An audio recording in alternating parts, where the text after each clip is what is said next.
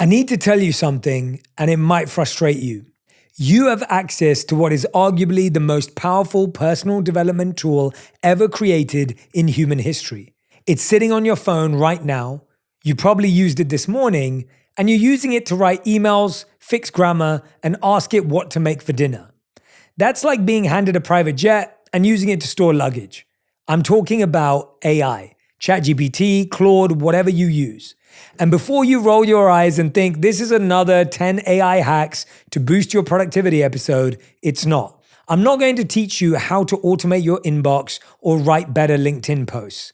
I'm going to show you how to use this tool to do something that no app, no course, or no journal has ever been able to do at this speed. Have an honest, structured, zero judgment conversation with yourself about who you are, what you actually want, where you're stuck, and what to do about it. Because here's what nobody is talking about. The most powerful use of AI is not productivity, it's self-awareness. And self-awareness is the single skill that predicts success in relationships, career, health, and mental well-being more than IQ, more than talent, more than education, more than connections. Dr. Tasha Eurich's research found that although 95% of people believe they're self-aware, only about 10 to 15% of people actually are. That gap between who you think you are and who you actually are is where most of your problems live. And for the first time in history, you have a tool that can help you close that gap. On demand, at midnight, without an appointment, without the fear of being judged, without the pride that keeps you from being honest with another human being. Now, I do want to be really careful before I go on and say this. AI is not a replacement for human connection. If you try to do that, it will probably worsen your life. But it is a great place to reflect, to have deeper, more profound conversations with the people around you. It is an incredible tool for self-awareness that you can use to then elevate and connect with other people around you. Do not let AI replace humans in your life. It won't serve you well. And at the same time, don't forget that even though it doesn't judge you, sometimes it does hype you up for no reason. So you got to be careful about that as well. Today, I'm going to give you 7 ways to use AI as the most powerful personal growth tool you've ever touched. Not theory, exact prompts, exact frameworks. Things you can do tonight that will show you parts of yourself you've been avoiding for years. But first, I need to reframe what this tool actually is. Because the way you think about it right now is the reason you're wasting it. Most people think of ChatGPT as a search engine that talks back. You ask it a question, it gives you an answer. That's level 1. That's the luggage in the private jet.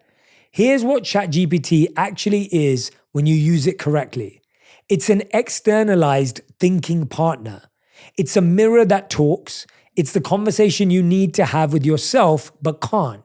Because when you try to think about your own life, your own patterns, your own blind spots, your brain does something incredibly unhelpful.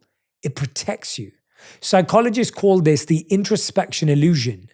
Dr. Emily Pronin at Princeton has published research showing that when we look inward, we don't actually see ourselves clearly. We see a curated, self-serving narrative. We skip over the uncomfortable parts. We rationalize. We reframe failures as bad luck and successes as talent. Not because we're dishonest, but because the brain's job is to maintain a coherent self-image. And coherence requires editing. This is why journaling often goes in circles. This is why thinking about your problems at 2 a.m. makes them worse, not better.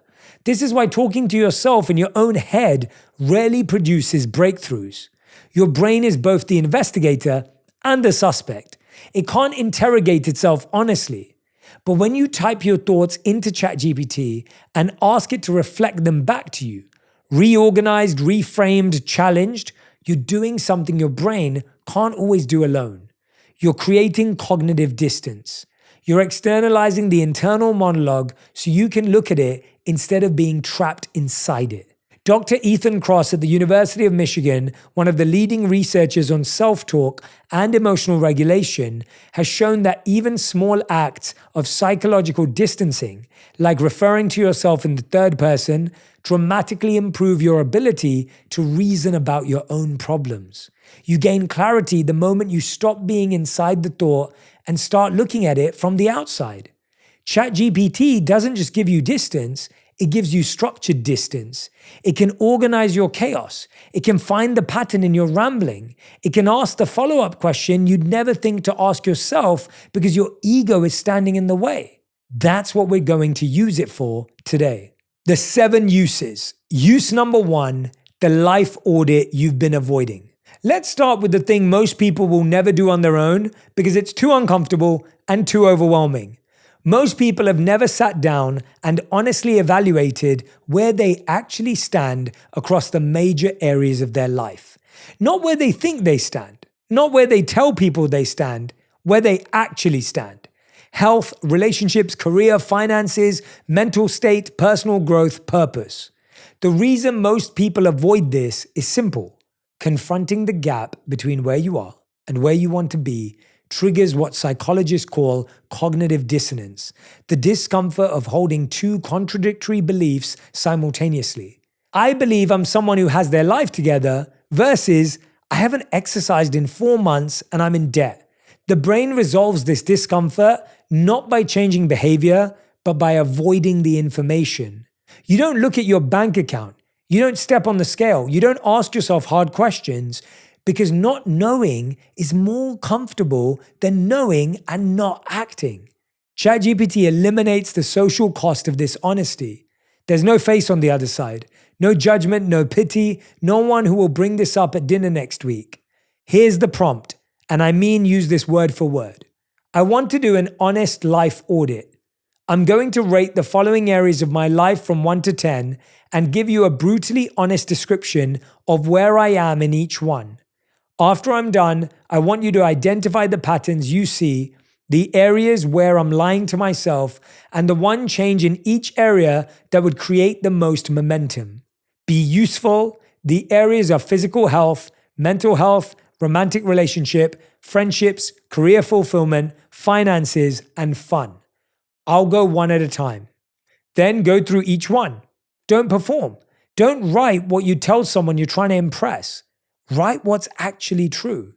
The messier, the better. What you'll get back will make you uncomfortable. That's how you know it's working.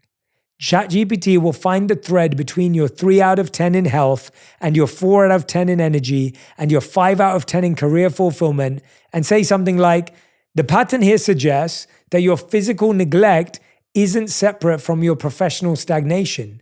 They're feeding each other. That's not a generic insight. That's a connection your brain wouldn't make on its own because it's been too busy keeping those categories in separate mental drawers so they don't confront each other. Do this once, just once. It will reorganize how you see your own life. Use number 2, reverse engineer your self-sabotage patterns. This one's going to feel like being read by a psychic, except it's not psychic, it's pattern recognition, and pattern recognition is what AI does better than any human on the planet. Here's a truth most people resist. You don't have 100 problems. You have 2 or 3 problems that are creating 100 symptoms. Let me say that again. You don't have 100 problems. You have 2 or 3 problems that are creating 100 symptoms. The person who can't commit in relationships is often the same person who can't finish projects at work and also can't stick with a workout program. It's not 3 separate failures, it's one pattern. Likely a fear of completion because completion invites judgment, expressing itself across multiple domains. But you'll never see that pattern on your own because from inside your life, each problem looks separate. Each failure has its own story, its own justification, but that situation's different. Here's the prompt. I'm going to describe 5 situations where I felt stuck, failed, self-sabotaged, or quit something important. I want you to analyze them not as separate events, but as expressions of a deeper pattern. What am I actually afraid of? What belief about myself is driving this? What is the hidden payoff I'm getting from this pattern? the thing it protects me from. Be direct, don't sugarcoat it. Then describe 5 situations: the relationship that didn't work out, the job you quit right when it was getting good, the goal you abandoned at 70%, the conversation you avoided, the opportunity you talked yourself out of. What comes back will be uncomfortable because AI doesn't have a stake in your self-image. It just sees the data, and the data usually tells a story you've been avoiding. I had someone tell me they did this, and the response identified that every situation they described involved leaving before they could be evaluated. Not failing, leaving.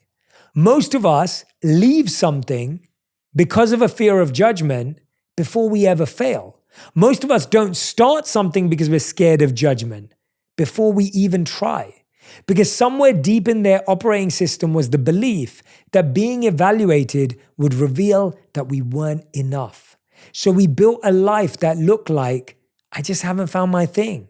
When the truth was, I keep quitting before anyone can grade my work. That's not a productivity problem. That's a core wound wearing 100 different costumes. And once you see it, you can't unsee it. That's the beginning of change. Use number 3, build your personal operating system.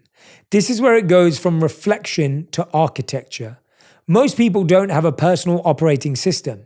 They have a collection of reactions. Something happens, they respond. Someone says something, they react. The day throws a problem at them, they scramble. There's no underlying framework, no principles they've actually articulated, no rules of engagement with their own life.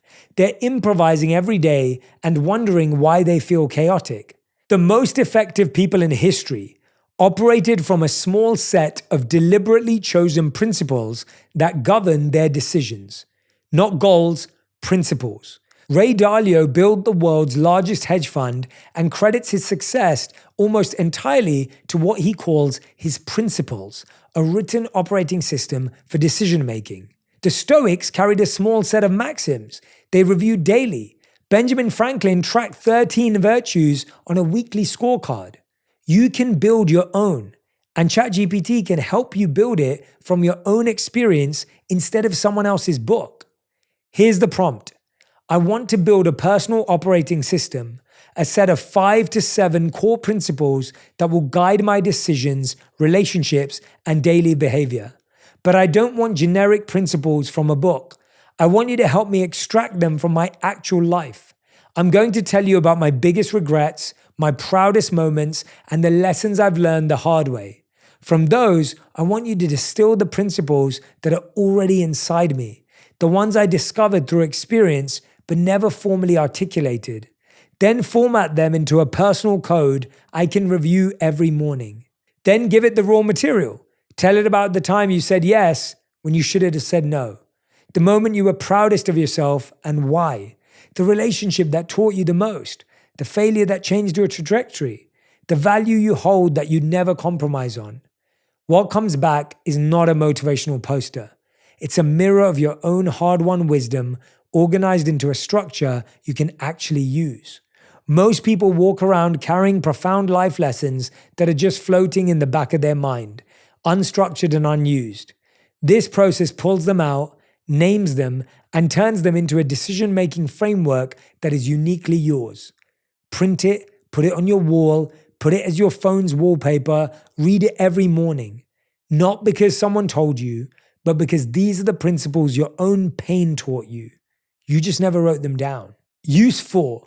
Have the conversation you're afraid to have before you have it. This is one of the most practically powerful uses of AI for personal growth, and almost nobody's doing it. You have a conversation you're avoiding right now. I know you do. Maybe it's with your partner about something that's been bothering you for months. Maybe it's with your boss about your role. Maybe it's with a friend who crossed a boundary. Maybe it's with a parent about something that happened years ago. You're avoiding it for one of 2 reasons. Either you don't know how to say what you feel without it going sideways, or you're afraid of the response you'll get. Usually both. Here's what most people do instead.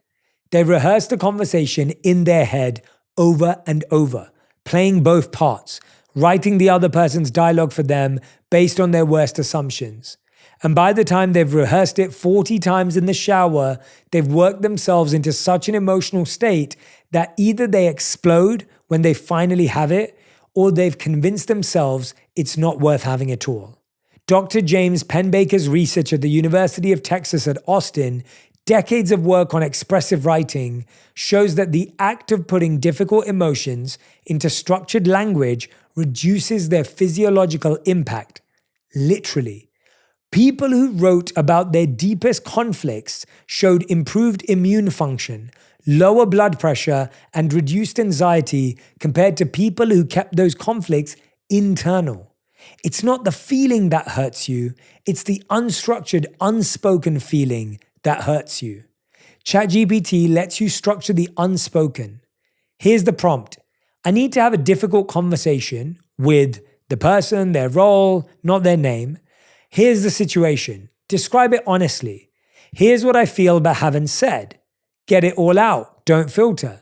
Here's what I'm afraid will happen if I say it. Name the fear. I want you to help me do 3 things. First, help me clarify what I actually need from this conversation.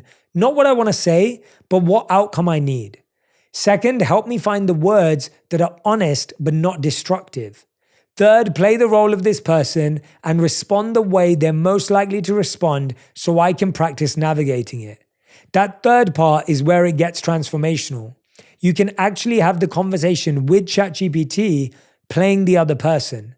Not in a manipulative, give me the script to win way, but in a let me practice saying the truth out loud so it's not the first time these words leave my body way.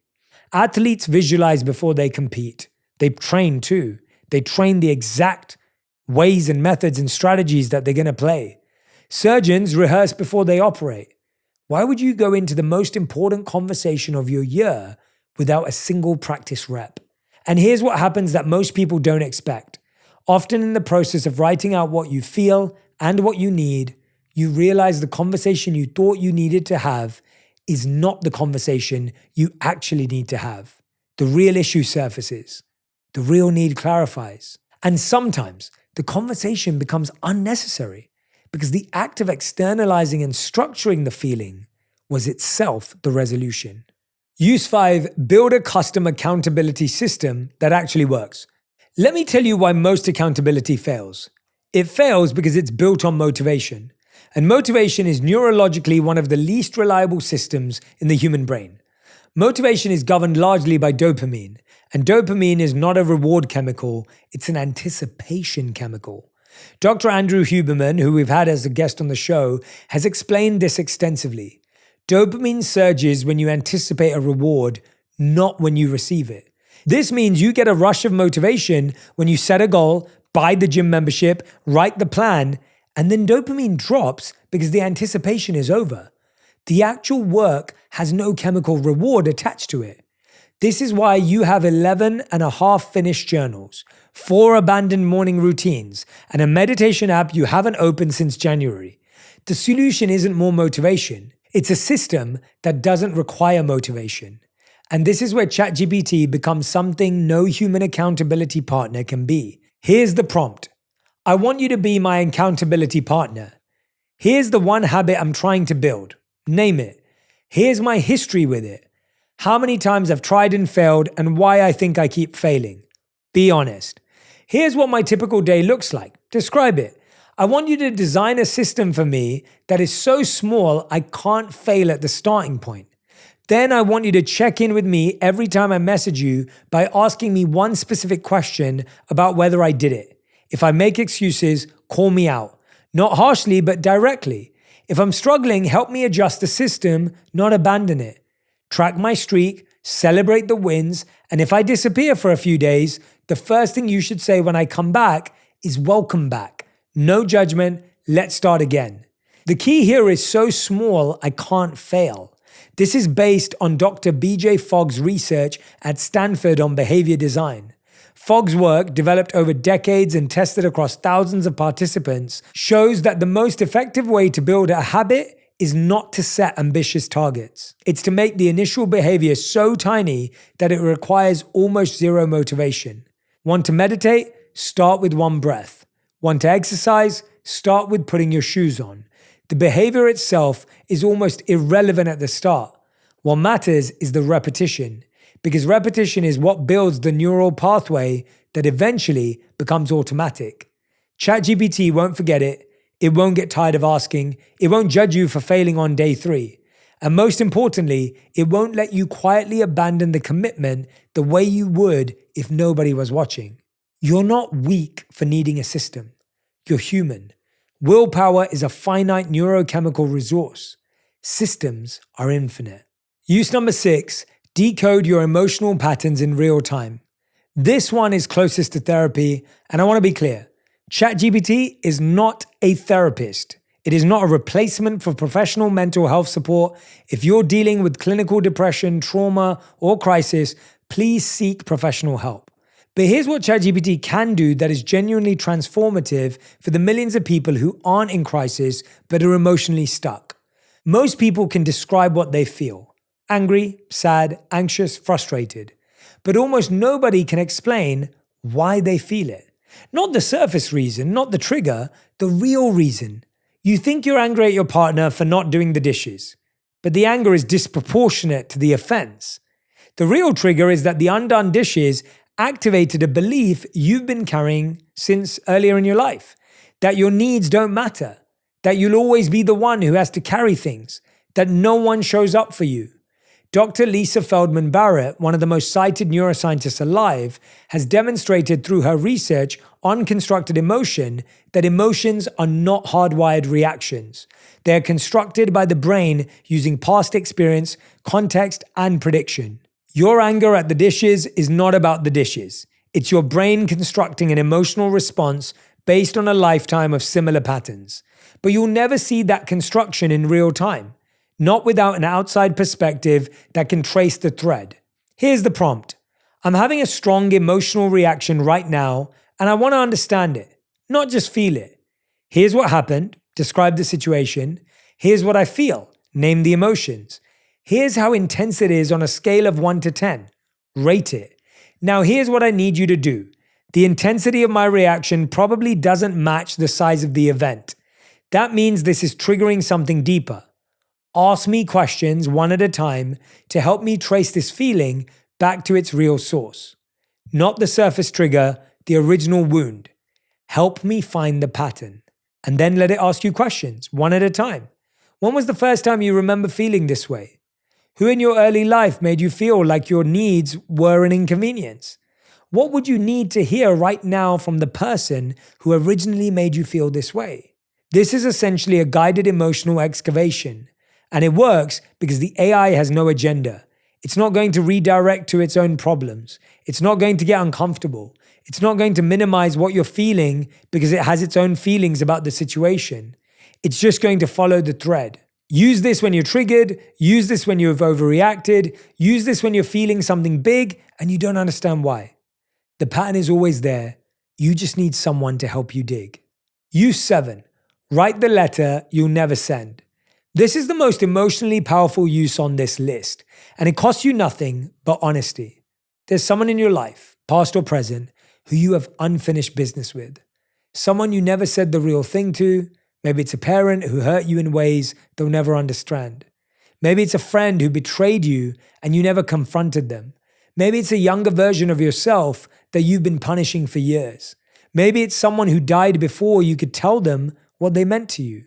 Dr. James Penbaker, the same researcher I mentioned earlier, found that writing unsent letters to people who have hurt you, disappointed you, or left your life produces measurable psychological and physiological healing.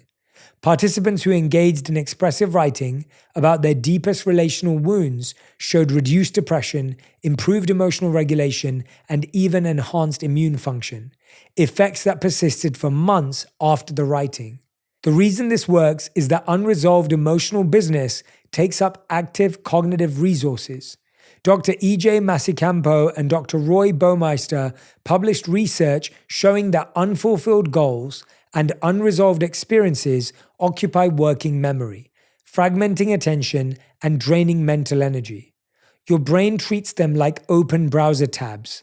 They're always running in the background, consuming resources even when you're not looking at them.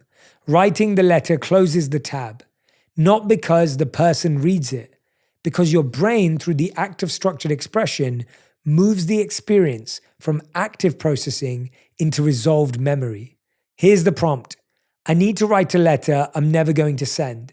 It's to describe the person in your relationship. Here's everything I've been carrying that I never said. Let it all out. The anger, the grief, the love, the confusion, the hurt, whatever's real. I want you to help me do two things. First, take what I've written and reflect back to me the core emotions and unmet needs underneath all of it. What I was really asking for that I never received.